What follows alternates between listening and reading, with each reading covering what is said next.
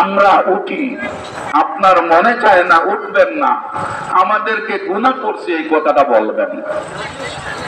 2 নম্বর কথায় আসি, রাসূলুল্লাহ সাল্লাল্লাহু আলাইহি ওয়াসাল্লামের মা স্বপ্নে দেখলেন যে উনি গর্ভবতী অবস্থায় স্বপ্নে দেখলেন ওনার গর্ভের থেকে একটা নূরের জ্যোতি, একটা আলো বের হয়ে যাচ্ছে।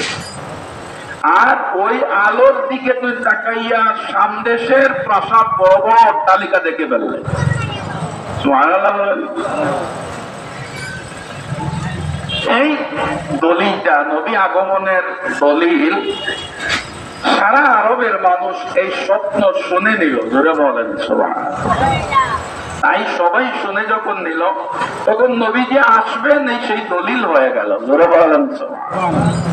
দুইটা গেল। 3 নম্বরটা হলো ওয়াইদ ক্বালা ঈসা ইবনে মারইয়াম, আমার ইমাম সাহেব ব্যাখ্যা করেছেন এই আয়াতে, ওয়াইদ ক্বালা ঈসা ইবনে মারইয়াম ইয়া বানি ইসরাঈল ইন্নী রাসূলুল্লাহ ইলাইকুম মুসাদ্দিকান লিমা বাইনা ইয়াদাইয়া মিনাত তাওরাতি ওয়া মুবাশশিরান বিরাসূলিন ইয়াতি মিন বাদি ইসমুহু আহমদ। ঈসা আলাইহিস সালামকে আল্লাহ বাধ্য করেছিলেন তোমার উম্মতের কাছে আমার বন্ধুর আগমনের কথা ঘোষণা করবা। সুবহানাল্লাহ বলবেন। এটাও ইবনে কাসিরের তাফসীর বাহির করে দেখেন, ঈসা আলাইহিস সালাম নবী আসবেন, নাম হবে আহমদ। আখেরি জামানার নবী আসবেন, কোরআনের দলিল সূরা সফের মধ্যে। এই আয়াতটার তাফসীর ইবনে কাসির বাহির করে দেখেন, ঈসা আলাইহিস সালাম যখন নবীর সংবাদ দেন যে উনি আসবেন, জন্মের সংবাদ, আসবেন মানে কি উনি জন্মগ্রহণ করবেন, তো জন্মের নাম তো মিলাদুন নবী, উনি আসবেন ওই সংবাদটা যখন দেন তখন মিম্বরে দাঁড়িয়েছিলেন। সুবহানাল্লাহ বলেন। ঈসা নবী যখন আমার নবীর জন্মের সংবাদ দেন তখন ঈসা আলাইহিস সালাম বসিয়া দিলেন না দাঁড়াইয়া? দেখেন তাফসীরের কিতাব বাইর করে, নবী ঈসা নবী 4 জন রাসূল শ্রেষ্ঠ, তার মধ্যে ঈসা নবী একজন শ্রেষ্ঠ রাসূল, শ্রেষ্ঠ নবী। উনি দাঁড়াইয়া দিয়া গুনাহ করলেন, নবীর আলোচনা কি করলেন? মিম্বরে দাঁড়াইলেন। যদি নবী দাঁড়ান উম্মতরা কি বসবে? নিজেকে প্রশ্ন করেন না। নবী যদি দাঁড়ান উম্মতরা বসে থাকবে না, দাঁড়াবে। বোঝা গেল এই মজলিসটাই ছিল আমার নবীর আসার সংবাদের মজলিস, আর এই মজলিসে কেউ বসে নাই, সম্মানে সব দাঁড়াইয়া নবী আসার সংবাদ দিছিল। ঈসা নবী যদি সংবাদ দিলে গুনাহ হয় না, আমরা কিয়ামে দাঁড়াইলে কি গুনাহ হবে? কেউ যদি বলে তার কথা মানা যাবে? তাকে পিটাইবে না? পিটানি নাই, কেউ কি পিটানি সিটানি নাই, তার মনে চায় না কেউ আমার এক ভাই। বোঝানোর চেষ্টা করবেন নবীরা করতেন দাঁড়াইয়া, তারা গুনাহ হয় নাই, আমরা দাঁড়াইয়া সালাম দিলে গুনাহ হয় না। আর তোমার মনে চায় না তুমি বসিয়া করো, বাধ্যবাধকতা নাই, তুমি বসিয়া করলে দুজনে যাইবে, এই কথাও আমরা বলি না। কারণ দাঁড়াইয়া কিয়াম করা ফরজ না, ওয়াজিব না, সুন্নত না, মুস্তাহাব। মুস্তাহাব কাজ করলে সওয়াব হয়, না করলে গুনাহ হয় না। আর যদি কেউ করে না আর যারা করে তাদেরকে শিরিক বেদাত করে, তাইলে গুনাহ হবে। বুঝাইতে পারলাম কিনা? অন্তত আমরা যারা এখানে বসে আমরা তো বুঝতে পারছি যে দাঁড়াইয়া কিয়াম করাটা বেদাত না, শিরিক না, গুনার কাজ না, করলে সওয়াব হয়, আল্লাহ খুশি হন, নবী খুশি হন, যারা বলেন। বুঝাতে পারলাম কিনা জানি না। এজন্য দাঁড়াইয়া কিয়াম করাটা মুস্তাহাব, নবীরা করেছেন, এজন্য তারা গুনাহ করেন নাই। আর তাদের সবগুলা কাজ হলো আমাদের জন্য শিক্ষা, যারা বলেন আর আমাদের শিখাইয়া গেছেন। ওইভাবে করবা, এজন্য আমরা করি। আর একটা কথা, আমার দিকে খেয়াল করেন, নাইলে বুঝবেন না। বাংলা গলা তো চিৎকার দিয়া বলতে হইতেছে। আজকে সারা দেশব্যাপী যেভাবে রাস্তায় বালাগাল্লাহি কামালিহি কাশাফাদ্দুজা বিজামালিহি طلع البدر علينا من ثنية الوداع شمس الضحى السلام بدر الدجى السلام। নবীর আগমনের বার্তা নিয়া আলিম উলামারা, ছাত্র জনতা, আম মানুষ, নবীর আশিকরা রাস্তায় নবীর জন্মদিন হিসাবে সম্মানার্থে রাস্তায় দুরূদ শরীফ পড়ল হাঁটিয়া হাঁটিয়া। এটা পাইলেন কই? আপনাকে প্রশ্ন করবেন একজন, এটা কই পাইলাই?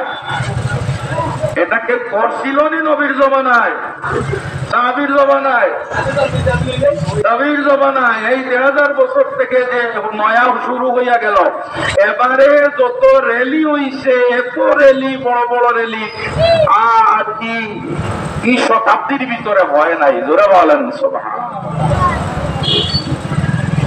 চিন্তা করেন, আমি ইন্টারনেটে দেখলাম বরিশাল শর্ষিনা মাদ্রাসা থেকে বড় বড় উলামায়ে কেরাম বায়তুল মুকাররমে আসছেন। সুবহানাল্লাহ বলবেন না? ওই বরিশাল আর কই ঢাকা, বায়তুল মুকাররমে আসিয়া শর্ষিনা দরবার শরীফের মতো এত উঁচু মানের এক দরবারের উলামায়ে কেরাম, ছাত্র, শিক্ষক, আপামর মানুষ, নবী প্রেমিক যারা, তারা বায়তুল মুকাররম থেকে র্যালি করলেন ঢাকায়। জোরে বলেন জায়েজ না মনে করে গুনাহ হইলে কি তারা বরিশাল থেকে আসবে?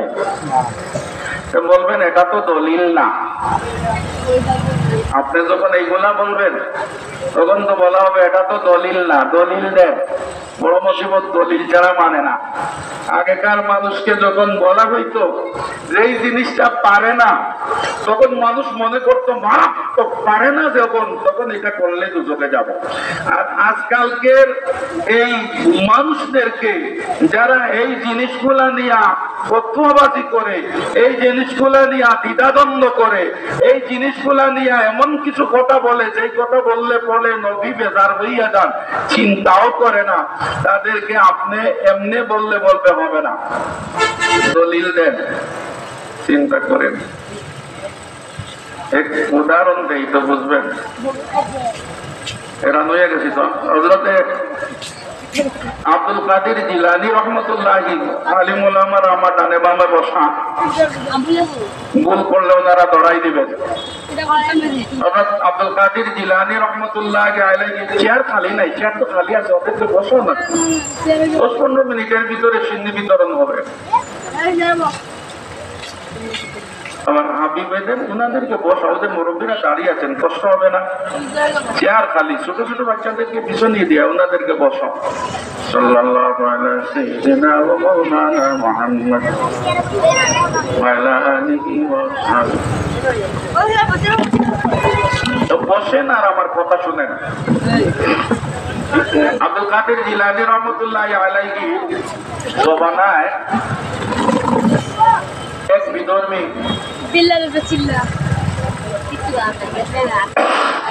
আরেক মুসলমান, একটা হলো ঈসা আলাইহিস সালামের উম্মত, ঈসা আলাইহিস সালামের ধর্ম মানে, আরেকজন আমাদের নবীর উম্মত মুসলমান। বসাই ধরো বাইরে, বসাই ধরো, কষ্ট করে। এই যে খালি আছে, ছোট ছোট বাচ্চাদেরকে আগে দাও না। তো ঈসা আলাইহিস সালামের উম্মত আমাদের নবীর উম্মতকে বলতেছে তুমি তো মুসলমান, আমি ঈসা নবীর উম্মত খ্রিস্টান।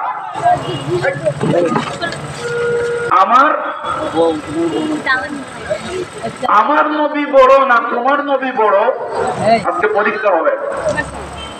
যদি তোমার নবীর মর্যাদা বেশি হয় আমি মুসলমান হয়ে যাব, আমার ঈসা নবীর মর্যাদা যদি বেশি হয়, তুমি আমার নবীর উম্মত হইতে হবে, খ্রিস্টান হওয়া লাগবে। মুসলমান যে মানুষটা সে মেনে নিছে, ঠিক আছে, একটা বলো। তো মুসলমান ব্যক্তি বলতেছে আছে,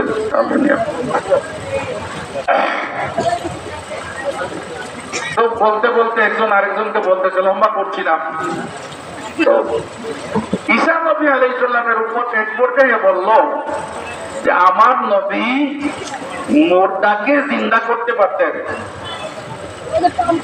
আর জিন্দাকে মুর্দা করতে পারতেন। সুবহানাল্লাহ বলবেন। হযরত ঈসা আলাইহিস সালাম যাচ্ছেন রাস্তা দিয়া, পাহাড়ি অঞ্চল, পেটের খিদায় সঙ্গী সাথী নিয়া, কিচ্ছু ভালো লাগে না, দেখেন একটা হরিণ দুইটা বাচ্চা নিয়ে যাইতেছে, দুইটা বাচ্চারে ডাক দিচ্ছেন, নবী তো কথা শুনতে আইছে, জবাই করছেন, ওরিয়া সঙ্গী সাথী সারারে নিয়া রান্না বান্না করে উদর ফুর্তি করে খাইছেন, খাইয়া আটকে কোটি যা আছিল একত্র করে বলছেন কুম বিইজনিল্লাহ, এই বাচ্চা দুইটা আল্লাহর হুকুমে তোমরা জিন্দা হয়ে যাও। যখনই বলছেন ঈসা আলাইহিস সালাম, সাথে সাথে আটকে কোটি দুই বাচ্চা হইয়া হরিণীর সাথে দৌড়াইয়া জঙ্গলে চলে গেছে। এ ক্ষমতা কে দিছিলেন? আল্লাহ। তাই ঈসা নবীর উম্মত বলছে আমার নবী তো জিন্দাকে মোর্দা করতে পারতেন আর মুর্দাকে জিন্দা করতে পারতেন, তোমার নবীর তো এমন কোন মর্যাদা নাই। এবং মুসলমান ব্যক্তি আটকিয়ে গেছে, সে জানে না আমার নবী যে জিন্দাকে মোর্দা করতে পারতেন এবং মুর্দাকে জিন্দা করতে পারতেন। আমার নবীর ক্ষমতা ছিল নি, লম্বা হয়ে যাবে, লম্বা ঘটনা আছে। আমার নবী উনি তো হরিণের বাচ্চা জিন্দা করছেন, আমার নবী তার সাহাবীর দুই ছেলেরে জিন্দা করে একসাথে ভাত খাইছেন, ধরো রুটি খাইছেন, ধরো বলেন সুবহানাল্লাহ। এই মুসলমান এই কথাটা তো জানে না, আটকে গেছে। কি করবে? উত্তর দিতে না পারলে ঈসা নবীর ধর্ম মানা লাগবে। আর এখন তো ঈসা নবীর কোন ধর্ম আসেনি না, নাই নাই নাই, অত বেঈমান হওয়া লাগবে। ইতস্তত করতেছে, কি করে সে তো জানে না, আর আগে ভাগে ওয়াদা করছে যদি থেকে যায় তাইলে যার নবীর মর্যাদা বেশি সেই নবীর ধর্ম মানা লাগবে। চেঁচামেচি করতেছে, ঠিক ওই সময় আব্দুল কাদের জিলানীর পাশ দিয়া যাইতেছেন, জোরে বলেন সুবহানাল্লাহ। আব্দুল কাদের জিলানীর জবানা তো আব্দুল কাদের জিলানী জিজ্ঞাসা করেন মুসলমানকে দেখিয়া, খুশি হয়েছে তো বড়দিন আব্দুল কাদের, তো খুশি হওয়ার পরে আব্দুল কাদের জিলানী জিজ্ঞাসা করেন কি হয়েছে তোমার, চেহারা কালো কেন? তো সে বলছে বড়দিন আব্দুল কাদের জিলানী ওইভাবে কন্টাক্ট হয়েছিল, ওয়াদা হয়েছিল, তার নবীর মর্যাদা বেশি হইলে আমি তার নবীর ধর্ম মানতাম, আর আমার নবীর মর্যাদা বেশি হইলে আমার নবীর ধর্ম সে মানত। তো তার নবী জিন্দারে মুর্দা করেছেন, শত শত প্রমাণ আছে, আমার নবীর তো এমন কিছু পাইতেছি না। আব্দুল কাদের জিলানী মুস্কি হাসলেন, জোরে বলেন সুবহানাল্লাহ। মুস্কি এসে বললেন আমার নবী যে মানুষকে জিন্দা করেছেন, মুর্দাকে জিন্দা করেছেন, তুমি এটা জানো না। উনি প্রমাণ দিলেন, বললেন নবী জিন্দা করেছেন, তো মানিয়ে নেওয়ার কথা। ওই যে আপনি যত দলিল দেন প্রমাণ দেন, দলিল না দিলে এখন মানে না, উবাইয়া কিয়াম করা বেদাত বলে। তো ওই লোকটাও বলে আপনি তো বললেন কি আপনার নবী মুর্দাকে জিন্দা করছেন, আমি তো দেখি নাই, মানি কেমনে? নাউজুবিল্লাহ বলবেন, কত বড় জাহিল না। বড় পীর আব্দুল কাদের জিলানী বলতেছেন, এরপরে বলে আমি তো দেখছি না, কেমনে মানে? কার সাথে কষাকষি করতেছে বুঝে নাই, সবার সাথে হাতাহাতি চলে। হাতাহাতি করতে করতে বর্তমান সেনাবাহিনীর সাথে যদি হাতাহাতি করে হাত থাকবে, থাকবে আর জিন্দা থাকবে?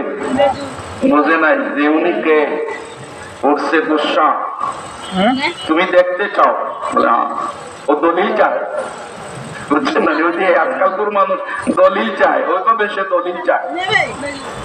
বলেন আসো, কোন মুর্দাকে জিন্দা করা লাগবে বলো, আমি নিজে জিন্দা করব, নবী লাগবে না। উচ্চ আওয়াজে সুবহানাল্লাহ বলবেন না?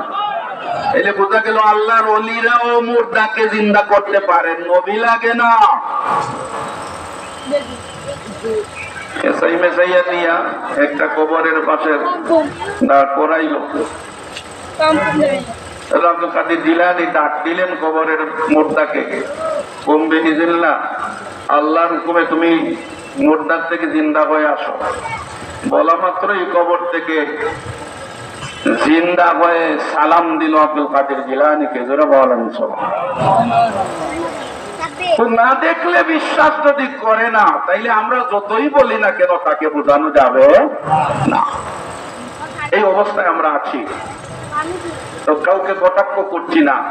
এজন্য বলছি যে আমাদেরকে শুধু বেদাত আর শিরিক আর গুনাহ আর এইসব বলা হচ্ছে, আমরা জানিয়া শুনিয়া দাঁড়াই। আমরা কি জানিয়া শুনিয়া দাঁড়াই? দাঁড়ানোর মাঝে সওয়াব আছে, না দাঁড়াইলে গুনাহ নাই। মনে রাখবেন যে কথাটা বলছি, না দাঁড়াইলে গুনাহ নাই, দাঁড়াইলে সওয়াব আছে। আমরা জানিয়া শুনিয়া আজকে রাস্তাতে রেলি দিছি, নবীর যুগে রেলি ছিল। জোরে বলেন সুবহান। নবীর যুগে রেলি ছিল। আমরা আজকে মাঠে ঘাটে রাস্তায় টাস্তায় নবীর দুরূদ পড়লাম, তো পড়লাম না? এখানে সবাই ছিলেন রেলির সামনে। এই দলিল পাইলাম কই? এই দলিলটা আমরা পাইলাম রাসূলুল্লাহ সাল্লাল্লাহু, কবির মনোযোগ, তো জবাব দিতে পারবেন। রাসূলুল্লাহ সাল্লাল্লাহু আলাইহি ওয়াসাল্লামের দ্বিতীয় খলিফা ওমর ইবনুল খাত্তাব রাদিয়াল্লাহু তাআলা আনহু যখন মুসলমান হন, মক্কার অবস্থা খুব খারাপ। দয়াল নবীজিকে সীমাহীন কষ্ট দিচ্ছে কাফির বেঈমানেরা। তখন এক জুমাবারের রাত্রে, বৃহস্পতিবার দিবাগত রাত্রে দারুল আরকামে দয়াল নবীজি দোয়া করলেন, আল্লাহ আবু জেহেল আর যদি উমরের মতো দুইজন, আবু জেহেল আর উমর দুইজনের মধ্যে একজনকে যদি ঈমান গ্রহণ না করান, অর্থাৎ একজন যদি মুসলমান না হয়, তাইলে এই গরিব এই দুর্বল সাহাবীদেরকে নিয়ে ইসলাম টিকাইয়া রাখা কঠিন হবে। আল্লাহ এই দুইজনের মধ্যে একজনকে মুসলমান বানাইয়া দাও। নবীর দোয়া কি বিফলে যায়? বিফলে যায়। আল্লাহ পাক উমরের পক্ষে দোয়া কবুল করেছে। এক দুই দিনই যায় নাই, ওমর কোলা তরবারি নিয়ে রওনা করেছেন। লম্বা ইতিহাস, এদিকে আমি যাচ্ছি না, আপনাদের জানা আছে সবার। পথের মধ্যে ওনার এক বন্ধুর সাথে দেখা। বন্ধু যখন দেখছেন যে ওমর বিগড়ে গেছে, তাকে আর দুনিয়ার কেউ সামল দিতে পারবে না, তখন সে বাধার চেষ্টা করছে যে কোথায় যাচ্ছ, বিভিন্ন কথা, বাধা মানেন নাই। তখন উনি চিন্তা করে দেখলেন যেভাবে খোলা তরবারি দিয়ে রওনা করেছে, নবীর মাথা কেটে আনবে, ওর মন যদি অন্যদিকে না ফেরানো যায় তাইলে অবস্থা খারাপ হবে। উনি হঠাৎ করে বললেন, ওমর তুমি যাচ্ছ নবীর মাথা আনতে, তোমার আগে খবর নেওয়া দরকার, তোমার বোন ফাতেমা মুসলমান হয়ে গেছে। সুবহানাল্লাহ বলবেন। এখন আমি যাচ্ছি আরেকজনের মাথা আনতে, আমার পরে যদি আগুন লাগাই থাকে, যার মাথা আনবো তার ইসলাম যদি আমার বোন গ্রহণ করে, তাইলে তো উনি তেলে বেগুনে জ্বলে উঠছেন। কি বলো, আমার বোন মুসলমান আর আমার বনি জামাই মুসলমান। নবীর বাড়ির দিকে না যাইয়া বোনের বাড়ির দিকে রওনা করেছেন। সেখানে গেছেন, লম্বা কথা, বোনরে পিটাইছেন, বনি জামাইরে পিটাইছেন। এক পর্যায়ে বোনের চেহারা মুবারক থেকে রক্ত বের হয়েছে। রক্ত যখন দেখছেন বাইতো বোনের রক্ত, একটু মাথা ঠান্ডা হয়েছে। তখন বোন বলছে, বাইরে আমার স্বামী আর আমি, আমরা দুজনকে তুমি পিটাচ্ছ, পিটাইতে পারো, পিটাইয়া পিটাইয়া যদি শেষও করে দিতে পারো, তবুও মুহাম্মদ সাল্লাল্লাহু আলাইহি সাল্লামের ইসলামে যে মজা পাইছি, মুহাম্মদুর রাসূলুল্লাহ সাল্লাল্লাহু আলাইহি সাল্লামের কোরআনে যে আমরা মজা পাইছি, আমাদের শেষ করে দিলেও এই ধর্ম ছাড়তে পারবো না। যে বোনকে জীবনে ভুলের আঘাত করেন না, এ বোনের জবান থেকে যখন এই কথা বের হয়েছে, তখন তিনি মাটিতে বসে গেছেন, তরবারি ফেলে দিচ্ছেন, মাটিতে শুয়ে পড়ছেন। গুসা যখন শেষ হয়েছে, তখন বললেন, বোন রে, এত মজা এই কোরআনে আর মুহাম্মদের ধর্মে, কি এমন মজা? তোমরা যে আওয়াজ শুনলাম, গুনগুন করে আওয়াজ করলা, কিটা পড়তেছিলা, কি পড়তেছিলা, ওই জিনিসটা আমাকে একটু দেখাও না। সুবহানাল্লাহ বলবেন। হযরত খাব্বাব রাদিয়াল্লাহু তাআলা আনহু ওনার বোন আর বোনের স্বামীকে সূরা তাহা মা আনজালনা আলাইকাল কুরআনা লিতাশকা, ওই সূরা পাঠ পড়াইতেছিলেন। ওমরের আওয়াজ শুনিয়া ভয়ে তরতর করে কাঁপতে শুরু করলেন, অন্ধকারে গিয়া লুকাইয়া থাকলেন। যখন ওমরের জবান থেকে বের হলো, বোনেরে ও বোন, এত মজার কোরআন কি জিনিস আমারে দেখা। তখন হযরত খাব্বাব রাদিয়াল্লাহু তাআলা আনহু বুঝতে আর বাকি রইল না। গত রাত্রে যে আল্লাহর রাসূল মোনাজাত করছিলেন, আল্লাহ ওমর অথবা আবু জেহেলের একজনকে মুসলমান বানাইয়া দাও। খোদার কসম, ওমরের পক্ষে নবীর দোয়া কবুল হইছে, নতুবা ওমরের মতো ব্যক্তি এত নরম হইল কেমনে? অন্ধকার থেকে বের হইয়া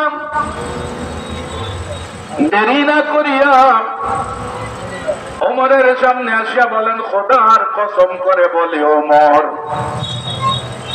নবীজি গত রাত্রি তুমি আর আবু জেহেলের জন্য দোয়া করেছিলেন, তুমি এত সকাল নরম হয়ে গেছো। খোদার কসম, আমার বিশ্বাস তোমার পক্ষে নবীর দোয়া কবুল হইছে। কি পড়তেছিলে তোমরা? মনের সাহস। তুমি অপবিত্র, ইন্নামাল মুশরিকুনা নাজাসুন, মুশরিকরা নাপাক। আগে গোসল করো, ওযু করো, পাক পবিত্র হও, তখন দিমু, এটা পবিত্র জিনিস। সোজা হয়ে গেছেন তো, গোসল করেছেন, ওযু করেছেন, করার পরে আর ওই পৃষ্ঠা ওমর রাদিয়াল্লাহু তাআলা আনহুকে দিলেন। আরবি তো, আরবের মানুষ তো আরবি ভাষাভাষী। বাংলা বললে গেলে আমরা বুঝি, তারা আরবি বললে ওরা বুঝেন। যখন তাহা পড়া শুরু করলেন, কিতাবের মধ্যে আছে, ইন্নানি আনাল্লাহু লা ইলাহা ইল্লা আনা ফাবুদনি ওয়া আকিমিস সালাতা লিযিকরি। ওই আয়াত যখন পড়লেন, তখন ওমর গলিয়া চোখের পানি টপ টপ করে পড়া শুরু হইল। দাড়ি ভিজিয়া ভিজিয়া মাটিতে পড়তে শুরু করলো। আর বলল, বোনে, আর লাগবে না, এত মজা যদি কোরআনে জানতাম, মুহাম্মাদের ধর্ম যদি এত মজা জানতাম, খোদার কসম তরবারি নিয়ে মুহাম্মাদের মাথা নিতে আসতাম না। চলো আমারে লইয়া মুহাম্মাদের কাছে। এখন তো খুশির সীমা নাই। মাত্র 7 দিন, অনেক বর্ণনা আছে সিরাতের কিতাবে, 7-8 দিন বা কিছুদিন আগে মাত্র নবীর চাচা হামজা মুসলমান হয়েছিল। হামজা ছিলেন এক বাপ। সুবহানাল্লাহ বলবেন না?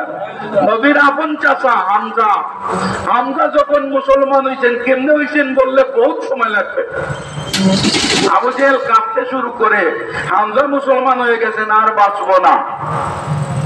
আর ওমর যদি মুসলমান হয়ে যায়, আরবের 2 বাপ মুসলমান হয়ে গেলেন, নবীজির হাত মোবারক 2টা শক্তিশালী হয়ে যাবে। খুশির সীমা নাই।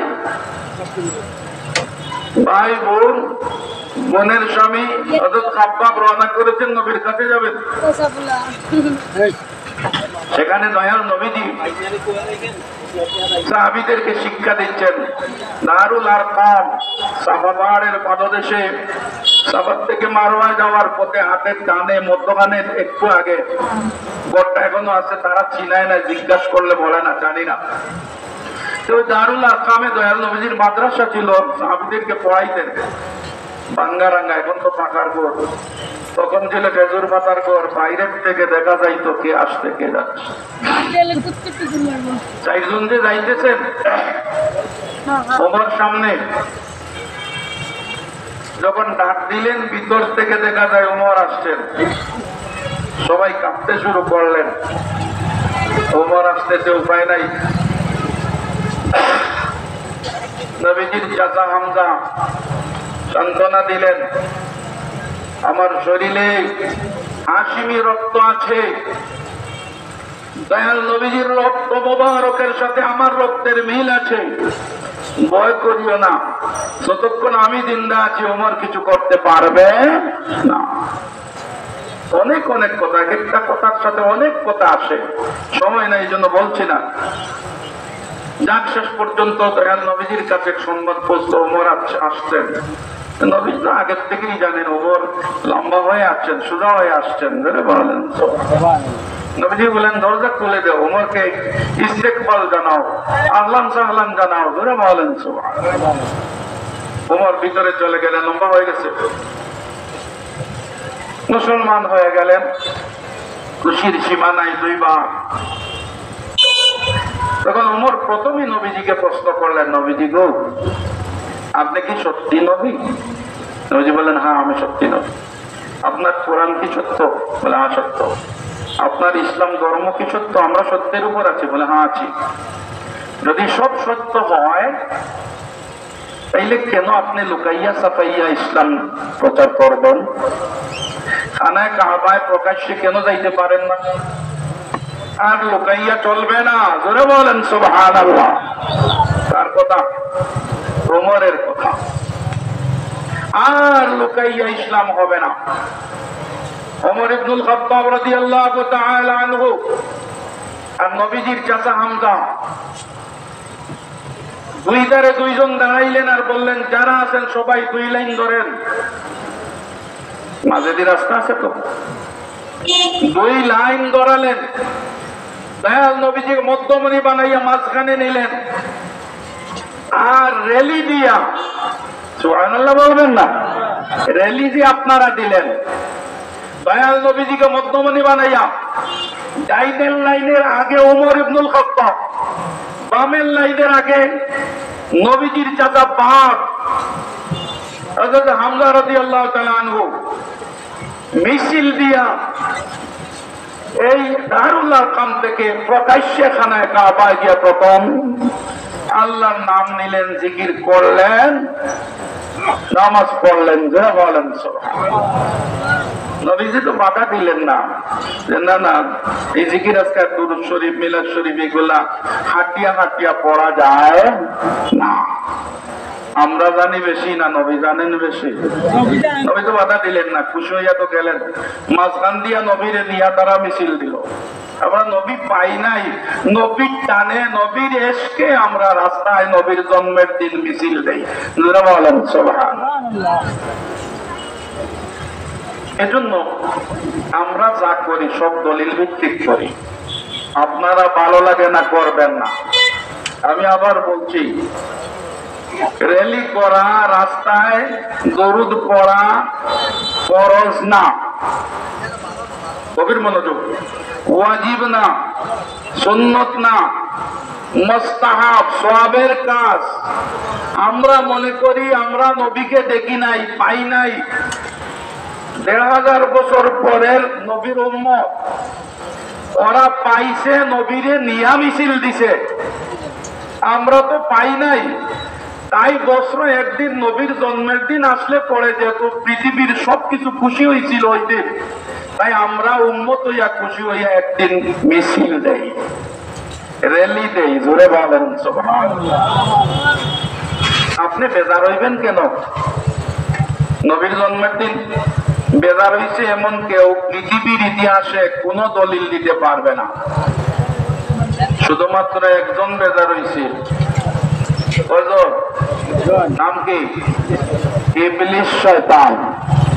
নবী যেদিন পৃথিবীতে আসলেন ওই দিন পৃথিবীর কেউ কোন জাতি আল্লাহর কোন মাখলুক বেজার হয় নাই, সব খুশি হয়েছে।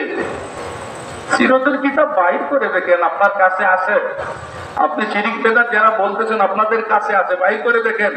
যেই দিন নবীজি পৃথিবীতে আসলেন ওই দিন পশু পাখি সব মাখলুকাতের জবান আরবি হয়েছিল। এক গরু আরেক গরুকে আরবিতে প্রশ্ন করেছিল, খুশি করেছিল নবী আসতেন। বলেন জাআল হাক্কু ওয়া যাহাকাল বাতিল। সব প্রাণী যদি খুশি হইতে পারে, দেখেন সিরাতের কিতাব বাহির করে, বড় বড় সিরাতের কিতাব আছে আপনাদের কাছে, বাহির করে দেখেন। 360টা মূর্তি বানায় কাবার ভিতরে। যেই দিন নবীজি পৃথিবীতে আসেন ওই দিন একটা মূর্তিও সোজা থাকে নাই, প্রত্যেকটা নবীর গোরের দিকে সজিদা করছিল। সুবহানাল্লাহ। আমেনার গোরের দিকে কি করছিল? উপর হইয়া সজদা করেছিল। মূর্তির জবান খুলে গিয়েছিল, পাথরের মূর্তি, তারা বলতেছিল জাআল হাক্কু ওয়া যাহাকাল বাতিল। আমরা যা করি দলিল ভিত্তিক করি। আপনি বেজার হবেন না, আপনার সমালোচনা করছি না, আপনাকে বোঝানোর চেষ্টা করছি। বুঝেন না, বোঝার চেষ্টা করেন। মানেন না, অসুবিধা নাই, না মানলে আপনি দুজকে যাবেন এই কথা আমরা বলি না। গুনাহে কবিরা হবে এই কথা আমরা বলি না। করিয়েন না, সারা জীবন বসে থাকেন, দাঁড়াইয়েন না, রেলিতে আসেন না। আমরা বসে একদিন করবো, আমাদেরকে বেদাত শিরিকের ফতোয়া দিবেন না। আর আমি লম্বা করছি না, অনেক হেরান হয়ে গেছি। এগুলা মাথায় রাখবেন। ওরাও আমাদের ভাই, দুশ্মনির দরকার নাই, কেউ আমাদের দুশ্মন না। আর এই মুহূর্তে যে অবস্থা চলছে, এই মুহূর্তে যদি এক আলিম আলেক আলিমের সমালোচনা করেন, একজন আরেকজনকে দুশ্মনী করেন, দেরি নাই, পাও ভেঙে দিবে। সবাই এক হওয়া দরকার, দরকার কি না? সব আলিম ওলামা এক হইলে পরে এই দেশে শান্তিতে থাকতে পারবেন, ইসলাম মানিয়ে চলতে পারবেন, নামাজ রোজা ইবাদত বন্দেগী সব ঠিকমতো করতে পারবেন। নতুবা কি হবে না হবে বলা যাচ্ছে না। এখন একজন আরেকজন থেকে শিরিক বেদাত কুফরি কবিরা গুনাহ এই সেই কাবির ফাসিক এইগুলা ফতোয়া দেওয়ার দিন শেষ। এখন সব আলিমে কোয়ার দিন আইছে। এই ছোটখাটো জিনিস ভুলে যাবেন, ফতোয়া দিবেন না শিরিক বেদাতে, করেন না, করিয়েন না। তবু আপনি আমার ভাই, আমাকে আপনি গুনাহ বলবেন না, আমাকে গালি দিবেন না। আপনাকে তো আমি গালি দেই না, না একটা কথা গালি দিছি দেখাইতে পারবেন? গালি দেই নাই। বোঝার চেষ্টা করবেন। আমরা যা করি বুঝিয়া করি, আমরা যা করি দলিলের ভিত্তিতে করি। আমরা আজকে যা করেছি ঠিকই করেছি। যে কাজ করলে নবী খুশি হন, আল্লাহ খুশি হন, যারা বলেন সুবহানাল্লাহ। আর লম্বা করছি না। আল্লাহ পাক যেন যা বললাম একটি কথা হলেও আমল করার তৌফিক দান করেন। সবাই বলেন আমিন। ওয়া মা আলাইনা